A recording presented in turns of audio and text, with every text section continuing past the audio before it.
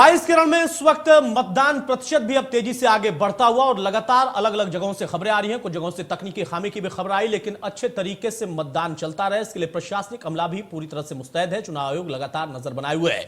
इस वक्त एक बड़ी खबर अलीगढ़ से आ रही है। मेरे सहयोगी ब्रेकिंग सेंटर से हैदर हमारे साथ जुड़े हैं। हैदर, क्या है बड़ी खबर? इस वक्त की बड़ी खबर आपको बता देते हैं। इस वक्त बड़ी खबर अतुल जी अलीगढ़ से आ रही है, जहां ईवीएम मशीन खराब होने की खबर इस वक्त आ रही है। इस वक्त की ये बड़ी खबर है, अलीगढ़ से आ रही है। धूमरा गांव में ईवीएम मशीन खराब हुई है। इस वक्त की ये बड़ी खबर है। आपको बता दें 20 मिनट से रुकी हुई है वोटिंग। ईवीएम मशीन खराब होने की वजह से 20 मिनट से वोटिंग रुकी हुई है विधानसभा खेर का ये पूरा मामला बताया जा रहा है। अलीगढ़ से धूमरा गांव में ईवीएम खराब होने की खबर, इस वक्त की बड़ी खबर इंडिया न्यूज पर हम दिखा रहे हैं। विधानसभा खेर का यह पूरा मामला जहां ईवीएम मशीन खराब हुई है। अलीगढ़ से बड़ी खबर, धूमरा गांव में ईवीएम मशीन खराब हुई है। इस वक्त की यह बड़ी खबर, 20 मिनट से रुकी हुई है वोटिंग। ईवीएम मशीन खराब होने की वजह से 20 मिनट से वोटिंग रुकी हुई है। विधानसभा खेर का यह पूरा मामला बताया जा रहा है। अलीगढ़ से इस वक्त की बड़ी खबर, अलीगढ़ से इस वक्त ये बड़ी खबर आ रही है। धूमरा गांव से ये बड़ी खबर है। विधानसभा खेर का ये पूरा मामला जहां इस वक्त वोटिंग रुकी हुई है, 20 मिनट से वोटिंग रुकी हुई है ईवीएम मशीन खराब होने की वजह से। इस वक्त की ये बड़ी खबर अलीगढ़ से, इस वक्त की ये बड़ी खबर, 20 मिनट से रुकी हुई है वोटिंग। इस वक्त की ये बड़ी खबर है। विधानसभा खेर का ये पूरा मामला है जहां ईवीएम खराब हुई है और वोटिंग रुकी हुई है। वोटिंग रोक दी गई है, 20 मिनट से वहां वोटिंग रुकी हुई है। विधानसभा खेर से यह पूरा मामला बताया जा रहा है। इस वक्त की यह बड़ी खबर। बिल्कुल बिल्कुल हैदर, ये बड़ी खबर आप दे रहे थे। 20 मिनट से यहां पर वोटिंग प्रभावित है। हमारे साथ हमारे सहयोगी मोहित जुड़ चुके हैं। मोहित, 20 मिनट से वोटिंग प्रभावित है, अब मामला दुरुस्त हुआ या नहीं? देखिए, बिल्कुल मैं आपको बता दूं कि विधानसभा खेर के गांव धूमरा का ये पूरा मामला है। यहाँ पर ईवीएम मशीन खराब हो गई और खराब होने के साथ में अभी तक 20 मिनट से मतदान जो है रुका हुआ है। लगातार जो स्टेटिंग मजिस्ट्रेट है वो मौके पर पहुंच गया और पहुंचने के बाद में यहाँ पर लगातार ये देखने को मिल रहा है वो लगातार सही कराने का कार्य किया जा रहा है।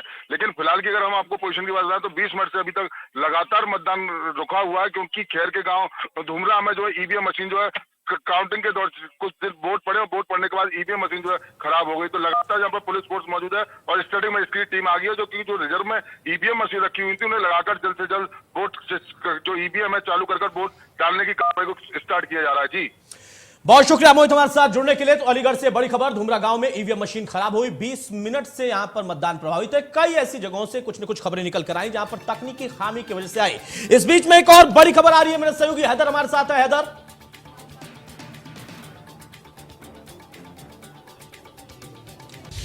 इस वक्त की एक और बड़ी खबर आपको बताते हैं, अलीगढ़ से आ रही है इस वक्त की बड़ी खबर, जहां ग्रामीणों ने वोट का बहिष्कार किया है। इस वक्त की बड़ी खबर है। बीजेपी नेताओं पर लगाए जमीन हड़पने के आरोप, वोट बहिष्कार कर न्याय की उठाई मांग। आपको बता दें बीजेपी नेताओं पर लगाए गए जमीन हड़पने के आरोप। इस वक्त की ये बड़ी खबर है। वोट बहिष्कार कर न्याय की उठाई गई है मांग।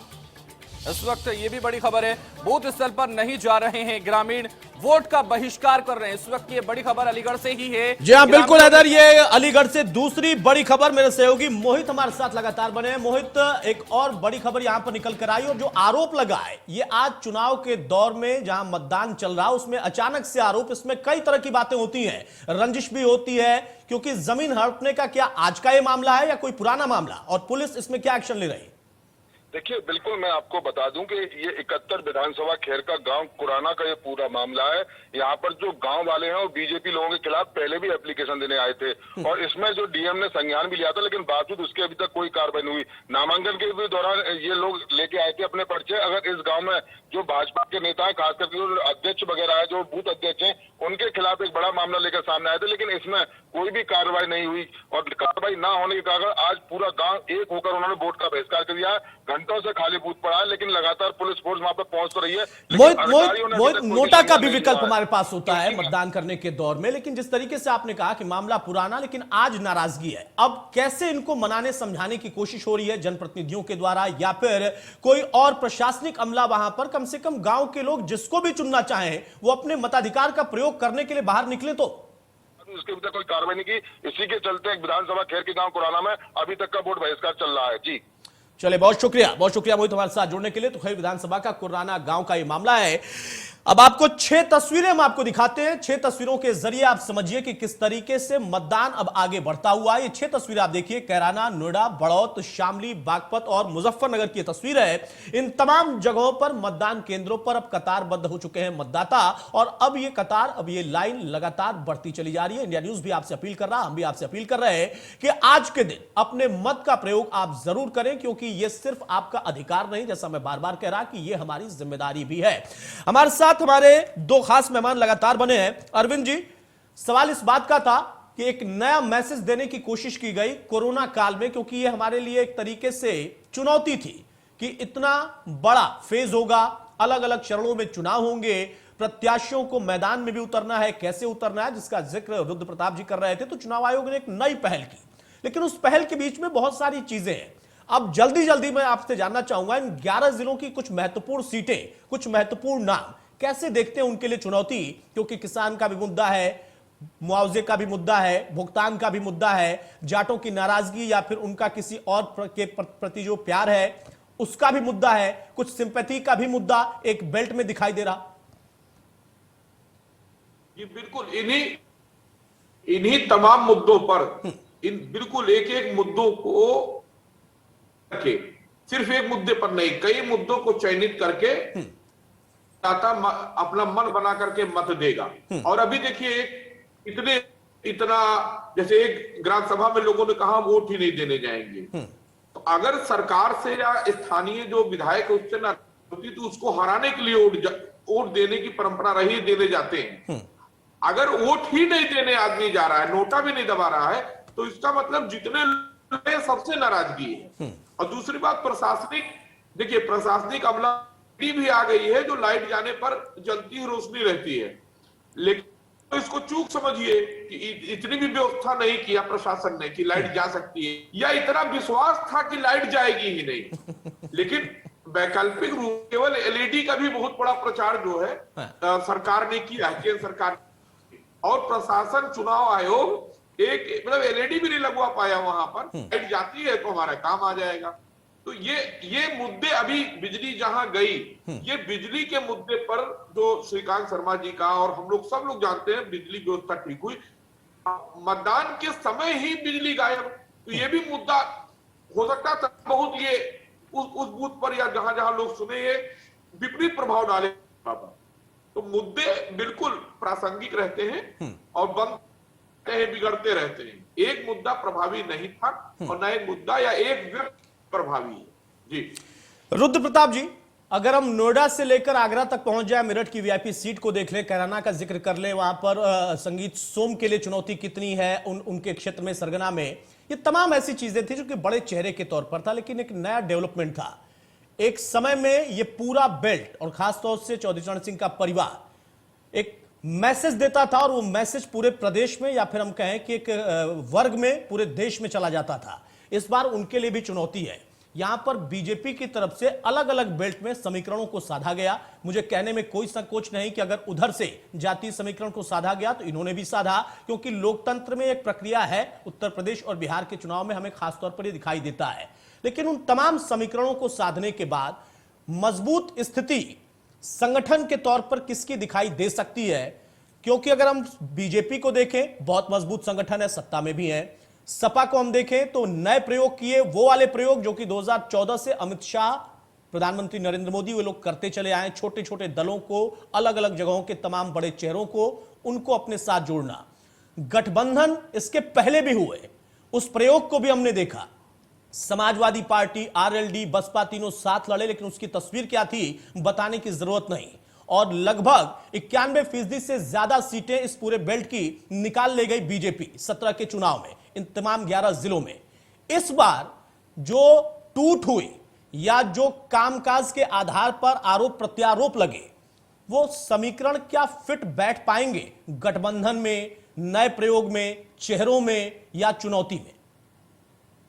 अतुल जी, आपने संगीत सोम की बात की, सरगना सीट की बात की। वहां पे इस बार तगड़ी फाइट है। अतुल प्रधान जो गठबंधन के प्रत्याशी हैं और संगीत सोम, उन दोनों में तगड़ी फाइट है। देखिए, साइकोलॉजिस्ट के तौर पे घूमते हुए पूरे पश्चिम में मैंने पाया कि एक मुद्दा नहीं है। वो आगरा में जो मुद्दा है वो नोएडा तक जाके बदल जाता है। बिल्कुल ये बिल्कुल। आपने नोएडा में जाके पर्यावरण बड़ा मुद्दा हो जाता है, पानी की समस्या बड़ी मुद्दा होती है। आगरा तक आते आते वो कोई और मुद्दा, छुट्टा जानवर या अन्य जानवर तक में तब्दील हो रहा है। देखिए, और एक आपने इमोशनल वाली बात कही, ये भी मुद्दा है वहां पे।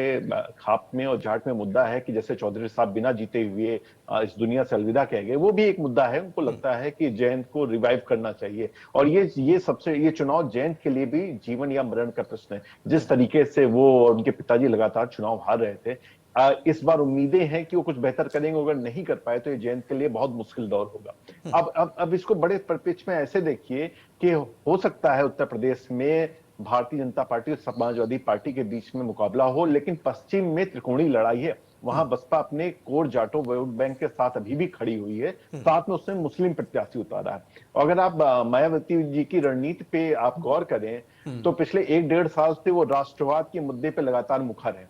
किस तरीके से भारत को पड़ोसी मुल्कों को जवाब देना चाहिए, किस तरीके से सेनाओं के साथ वो खड़ी रही, और चुनाव के वक्त जिस तरह वो ब्राह्मण इशूज में पार्टी ने आगे बढ़त बढ़ाई, तो वो चिराग पासवान वाली, अगर आपको रणनीति याद हो अतुल जी, कि जो भारतीय जनता पार्टी से नाखुश वोटर हैं वो अगर छिटके भी तो बसपा में ही गिरे, समाजवादी पार्टी गठबंधन साइड में ना जाए, तो इस रणनीति को भी हमको ध्यान रखने की जरूरत रहेगी। जी, अगर ये रणनीति है तो ये अपने आप में बड़ा दिलचस्प होगा रुद्र जी। सवाल इस बात का है कि अगर बीजेपी से छिटकते भी हैं तो कहां जाएंगे, क्योंकि उनको लपकने के लिए गठबंधन तैयार था, लेकिन इसके पहले मायावती भी उस गठबंधन का हिस्सा थी और उसका भी बहुत खास प्रभाव नहीं पड़ पाया था। कांग्रेस भी इस बार प्रियंका गांधी के नेतृत्व में मैदान में है, नए प्रयोग किए गए हैं। इस बेल्ट में भी आप देखिए कि युवा को मौका दिया गया, अलग अलग क्षेत्र की जो महिलाएं उनको मौका दिया गया। उनके रोल को आप कैसे देखते हैं? जहां तक कांग्रेस की बात करें, आप देखिए कांग्रेस की चुनावी रणनीति उलेमाओं के साथ वर्चुअल कॉन्फ्रेंस करने से शुरू हुई है अतुल जी। उसके बाद उसकी आप जितनी भी शुरुआती रणनीति देखिए, उन्होंने नसीमुद्दीन सिद्दीकी को प्रेस कॉन्फ्रेंस का बनाया, उसके बाद वो सलमान खुर्शीद साहब को उन्होंने घोषणा। रुद्र प्रताप जी, मैं आपको रोक रहा हूं, इस बीच में एक बड़ी खबर आ रही है, ब्रेकिंग सेंटर का मैं रुख करूंगा। हैदर, बिल्कुल, इस वक्त की बड़ी खबर आपको बता देते हैं। इस वक्त की बड़ी खबर मेरठ से आ रही है, जहां आपको बता दें ईवीएम मशीन खराब होने की वजह से हंगामा हुआ है। काफी देर से खराब पड़ी है ईवीएम मशीन। मतदाताओं ने बूथ स्थल पर काटा हंगामा। ककरखेड़ा के, आपको बता दें कंकरखेड़ा के नंगला ताशी अशोका स्कूल का ये पूरा मामला, जहां ईवीएम खराब होने की वजह से हंगामा काटा गया है। मतदाताओं ने बूथ पर खूब हंगामा काटा है। इस वक्त की ये बड़ी खबर मेरठ से ही है, जहां पर कंकरखेड़ा के नंगला काशी से ये पूरा मामला सामने आ रहा है। कंकरखेड़ा के नंगला ताशी अशोका स्कूल का ये पूरा मामला है, जहां से इस वक्त ये बड़ी खबर आ रही है। तो बड़ी खबर मेरठ से, जहां पर काफी देर से ईवीएम मशीन खराब पड़ी हुई है और उसकी वजह से अब लोगों की नाराजगी खुलकर सामने आ गई। मतदाताओं ने बूथ स्थल पर ही हंगामा शुरू कर दिया है। तो ये बड़ी खबर हम आपको उतारते हैं। उस बीच में रुद्र प्रताप जी, मैं फिर से आपके पास आ रहा हूं, अपनी बात भी आप पूरी करिए। और पहले चरण में हंगामे की खबरें बहुत है।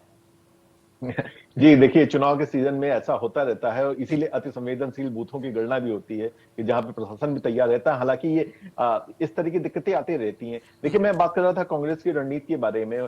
कांग्रेस ने उलेमाओं के वर्चुअल कॉन्फ्रेंस के साथ अपना उत्तर प्रदेश चुनाव का आगाज किया। उन्होंने सलमान खुर्शीद को घोषणा पत्र का चेयरमैन बनाया, इमरान प्रतापगढ़ी को आगे बढ़ाया, उन्होंने नसीमुद्दीन सिद्दीकी को प्रवक्ता बनाया। वो सारी वो चीजें कर रहे थे जिससे वो समाजवादी पार्टी पे दबाव बना सकें, गठबंधन के लिए उसको तैयार कर सकें। जब वो गठबंधन नहीं पहुंच पाया, तो आप देखिए कांग्रेस की वहां पे पश्चिम में जितनी भी सक्रियता थी घटती चली गई। वो किसान पद यात्रा के बाद वो सारी घटती चली गई और कांग्रेस वहां से लमसम वो चुनावी लड़ाई से बाहर हो गई।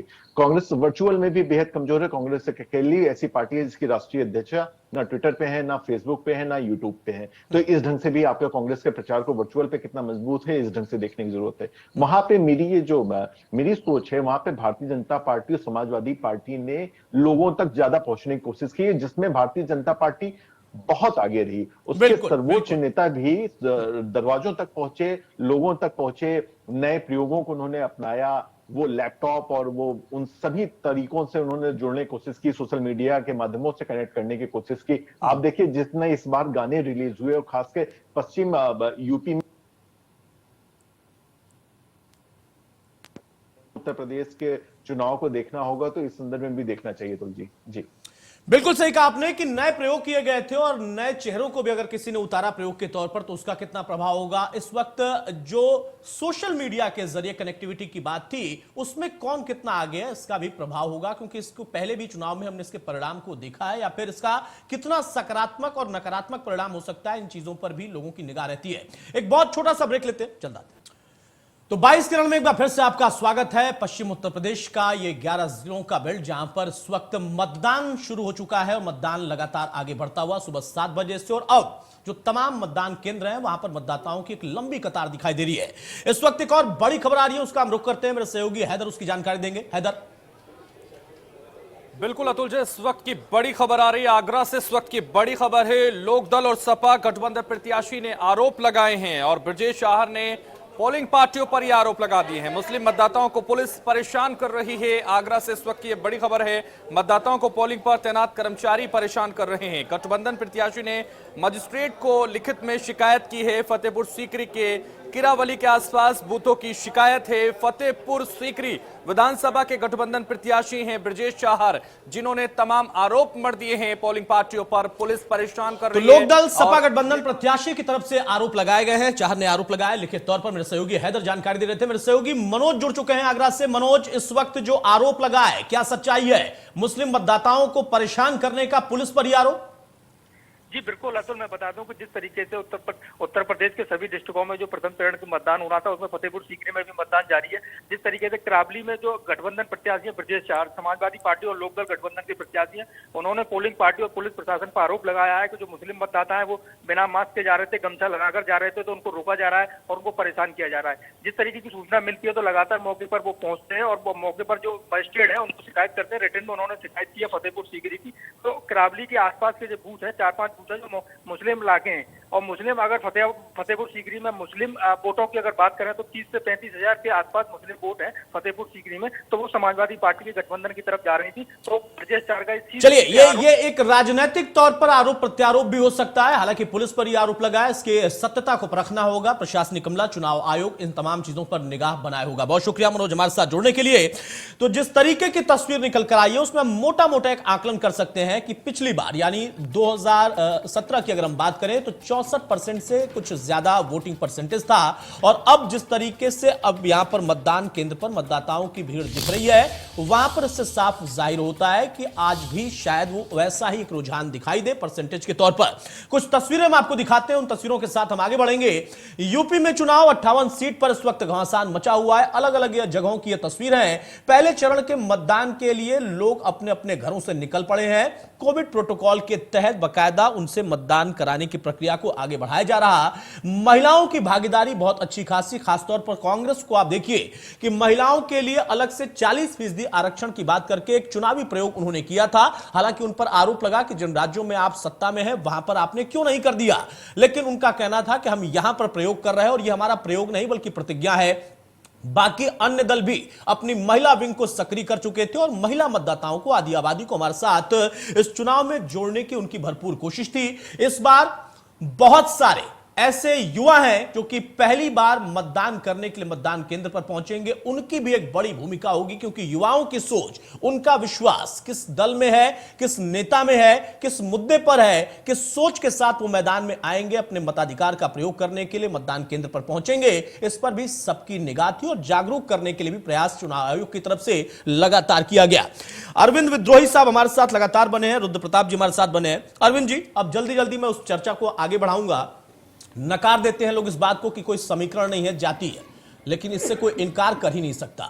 अगर मैं इस फेज की बात करूं, इन 11 जिलों की बात करूं, बीजेपी ने किसानों की अगर बात की तो उसके साथ साथ समीकरण का भी ख्याल रखा जो कि जाति है, क्योंकि किसानों के मुद्दे के बाद, बाकी अन्य मुद्दों के बाद एक बड़ा मुद्दा विपक्ष ने बनाया था कि ब्राह्मण बहुत ज्यादा प्रताड़ित हैं। ब्राह्मणों को लेकर बहुत माहौल बनाने की कोशिश की गई। अगर मैं देखूं तो इस पूरे फेज में इन 11 जिलों में जो 623 कैंडिडेट हैं, सबसे ज्यादा बीजेपी ने ब्राह्मण कैंडिडेट उतारे। उसके साथ साथ अगर हम आरएलडी और सपा गठबंधन को देखें तो उनका भी कुछ प्रतिशत ऐसा ही दिखाई देता है। बीजेपी अगर 25% के आसपास है तो वो भी 14 से थोड़ा सा ऊपर दिखाई देते हैं।